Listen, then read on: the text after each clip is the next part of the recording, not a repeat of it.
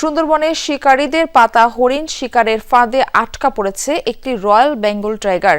বাঘটি উদ্ধারে বিশেষজ্ঞদের নিয়ে আজ উদ্ধার অভিযান শুরু করবে বন বিভাগ।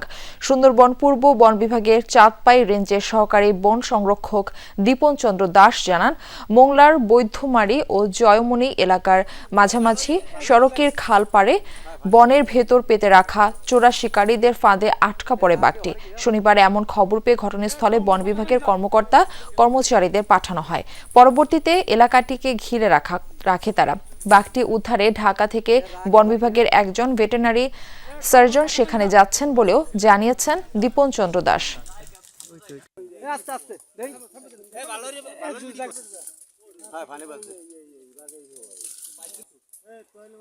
সকালে যে কুয়াশা ছিল, কুয়াশার ভিতর দিয়ে যাইতে পারি না। পরবর্তী আমরা নিশ্চিত হয়েছি যে আসলে ফাঁদে আটকে গেছে।